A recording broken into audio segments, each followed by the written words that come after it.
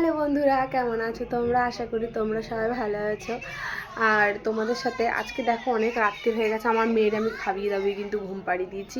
তো নিজে কি খাবো চলো তোমাদের সাথে যে পেটাই পরোটা, মানে পিঠে পিঠে একদম শেষ করে দেবো, পেটাই পরোটা বানিয়ে দেখাবো চলো।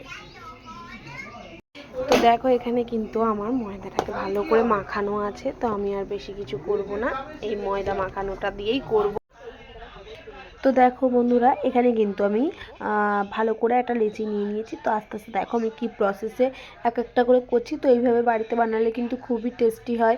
আর আমি কিন্তু এই ময়দাটাকে কিন্তু বলেই দিয়েছি, ময়াম দিয়ে ভালো করে মেখে রেখেছিলাম। তো যত নরম হবে তত কিন্তু মানে পেটাই পরোটাটাও মানে সফট হবে।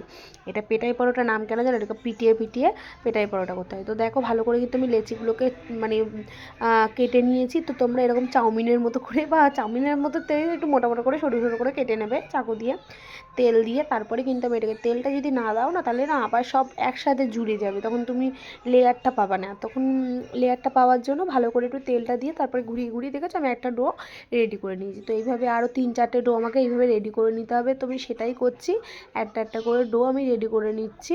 তো দেখো আস্তে আস্তে কিন্তু আমি এইটাও বেলা হয়ে গেছে, তো এটাকেও আমি রেডি করছি। এটা একটু এক হাতে করছিলাম, তো এক হাতে ক্যামেরা ধরছিলাম, তো আমার একটু গন্ডগোল হয়ে যাচ্ছিলো। তো তোমরা ঠিকভাবে করে নেবে। তো একটা একটা করে প্রথমে আগে লিচিগুলো করে নেবে, তারপরে একটা একটা করে বেলে তোমরা করতে পারো, তারপর পেটাতে পারো।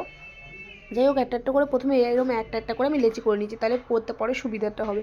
তো এইভাবেই আমাদের আরও 3-4টে ডো আমি বানিয়ে নেবো। তো আমার এখানে আরও কিছু আছে, তো আমি এগুলোকে আস্তে আস্তে বানিয়ে নিচ্ছি। তো চলো তোমরা দেখতে থাকো। তো আমার এখানে কিন্তু অনেকগুলো বেলাই হয়ে গেছে, তিনটে মতো আমি করেছিলাম, তো বেশি খাবো না, তো এই জন্য রাত্রিবেলায় 3টে মতো করেছিলাম। তো দেখো আমি কিন্তু এটাকে বেলেও নিয়েছি, এবার এখানে আগুন ধরিয়ে দিয়েছি, মানে তোমার কড়াইটাকে তাতিয়ে নিয়ে তারপরে কিন্তু হালকা তেল ছিল কড়াইতে, সেই জন্য তারপরে ভালো করে পরোটাটা দিয়ে ভালো করে কিন্তু আমাদের লাল লাল করে, এবার এই পাশে আমি ওদিকে পরোটাটা হচ্ছে, আমি এই পাশেও কিন্তু হালকা করে বেলে নিচ্ছি। আর বেলার সময় কিন্তু তোমরা এমনি বেলবে না, তাহলে কিন্তু ছোটো হয়ে যাবে, একটু ময়দার গুঁড়ো দিয়ে ওপর দিয়ে তারপরে বেলবে, তাহলে মানে লেচিটা বড় হবে।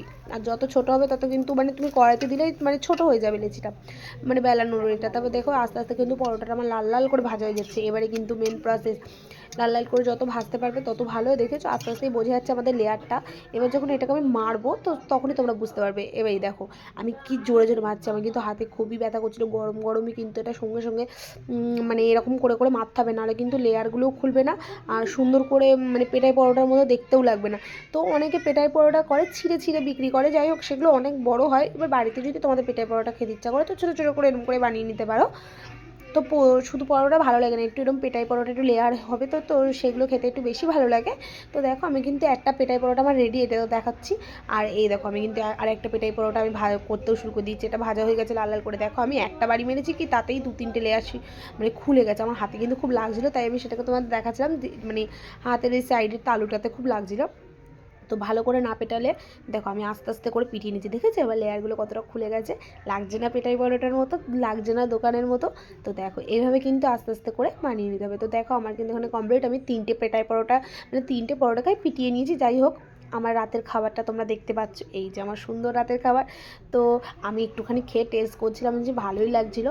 তো আমার ভিডিও যদি তোমাদের ভালো লেগে থাকে তোমরা কিন্তু প্লিজ লাইক কমেন্ট করে দিই এখনকার মতন। বাই।